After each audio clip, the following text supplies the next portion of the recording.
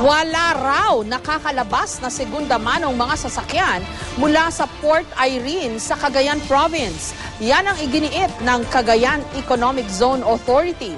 Taliwas sa pahayag kahapon ng mayor ng Santa Ana, Cagayan mismo na tuloy pa rin daw ang bentahan ng imported second-hand vehicles sa kanilang lugar. May report si Julius Segovia.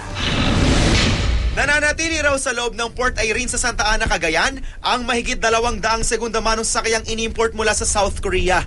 Ayon sa Cagayan Economic Zone Authority o CEZA, walang nakalabas na isa sa second-hand cars. Taliwas sa payag ni Santa Ana Mayor Darwin Tobias na tuloy ang bentahan nito. Maraming nakakalabas kasi I could prove it dahil yung mga local boys natin ang naglalabas, yung mga taga Santa Ana, yung mga nagpo-pull out, ang ginagamit nila na nagdadala sa iba't ibang lugar. They have to wait for the customs permit, the LTO, lahat, no, yung registration. Kasi we will not allow them to get out from our free port kung hindi nila may secure lahat yun. So it takes time for them to get out. So yung nakikita niya siguro ay lumalabas yung noong pa yun. Kung tutuusin ayon sa CEZA, hindi sakop ng desisyon ng Korte Suprema ang import permit ng bagong dating na second-hand vehicles. Inisyo kasi ito noong January 2, 5 araw bago pa ilabas ang SC ruling. Whether it's January 2nd or ganito. Pero dahil may SC ruling. SC ruling, if there is already function ng customs yan eh. Kahit man meron kami, nandiyan lahat, kung ayaw ko mag-process, ano magagawa namin, di ba? So, hindi makakalabas yun.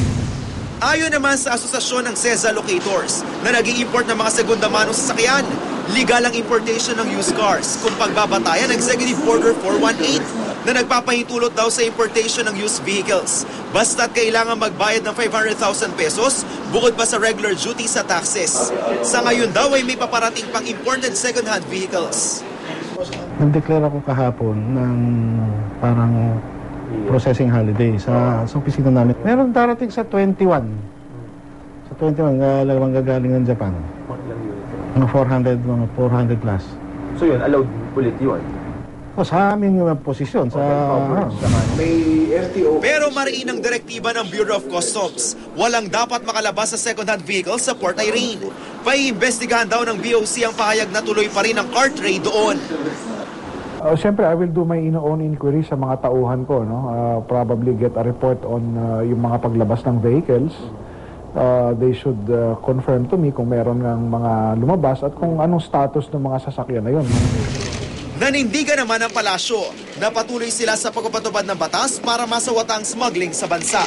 Kasunod na rin ito ng pahayag ni Senadora Miriam Defensor Santiago na paiimbestigahan niya ang di umano'y illegal entry ng mga segunda manong sasakyan.